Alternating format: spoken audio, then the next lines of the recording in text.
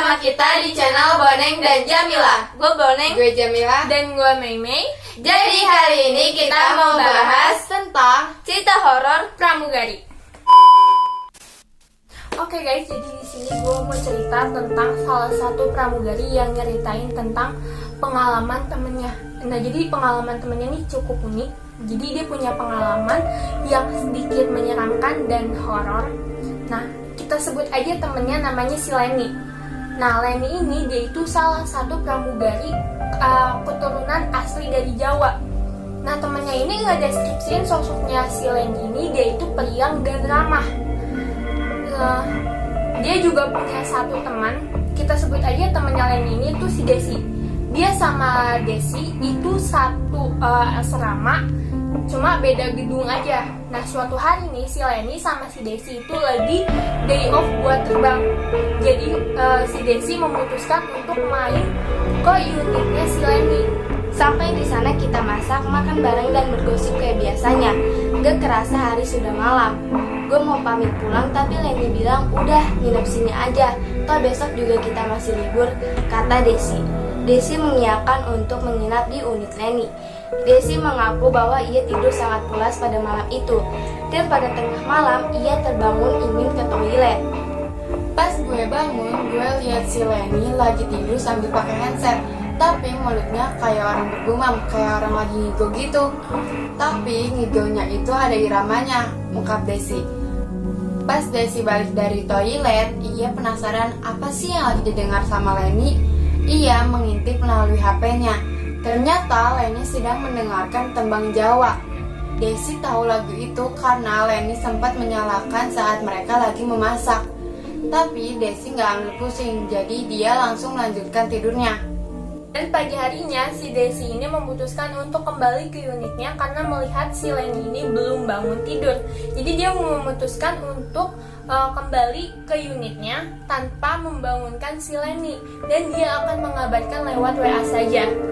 Nah, dari hari itu mereka berdua belum pernah bermain lagi karena schedule penerbangan mereka yang padat.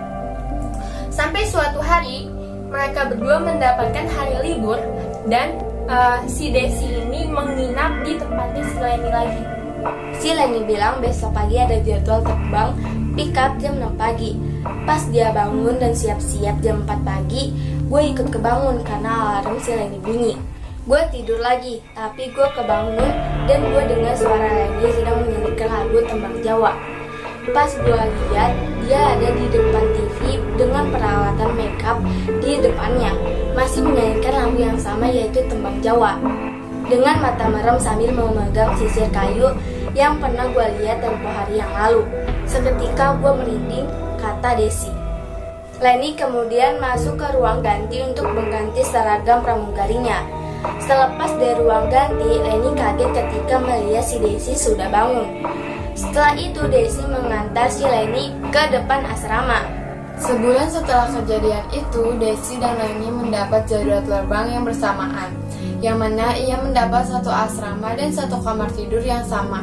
Awalnya Desi nggak berpikiran yang aneh, sampai tengah malam ia mendengar Leni menyanyikan tembang Jawa dari kamar mandi. Desi langsung mengetuk pintu kamar mandi dan menanyakan keadaan Leni. Ia takut hal buruk terjadi terhadap Leni. Nyanyian itu pun berhenti. Leni membuka pintu kamar mandi dan ngeliat ke gue dengan tatapan yang kosong. Kemudian ia keluar dari kamar mandi ngelewatin gue gitu aja. Dan seketika itu gue nyium wangi melati yang kuat banget dari kamar mandi, ujar Desi. Dia mengecek apa yang sebenarnya terjadi di kamar mandi. Ternyata kosong. Tapi dia menemukan sisir kayu yang dipakai oleh Leni saat menyanyi di depan TV sebulan yang lalu. Nah, karena rasa penasarannya Desi pun bertanya kepada Leni. Gue nanya tapi nggak dijawab. Dia cuma tiduran di atas kasur, tapi matanya ngeliatin ke pojok kamar terus. Gue takut dong. Terus dia ngejawab dengan lirih, kita dijagain, katanya gitu, ungkap Desi. Desi sangat ketakutan dan ia menutupi dirinya dengan selimut dari ujung kaki hingga ujung kepala. Badannya merinding hebat guys. Sama-sama gue dengar Leni ketawa kecil. Gue gak berani buka mata. Gue takut dan gue berusaha untuk tidur dan berharap agar cepet-cepet pagi biar gue bisa keluar dari sini. Anehnya, paginya Leni bertingkah normal seperti biasa, seolah-olah tidak kejadian apa-apa. Saat terbang dan pulang, Leni pun seperti biasa. Setelah kejadian itu, Desi tidak pernah terbang bersama Leni lagi dan tidak pernah bertemu Leni lagi.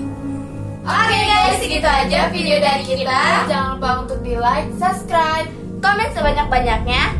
Dan juga jangan lupa share video ini ke teman-teman kalian dan sosial media kalian. Bye!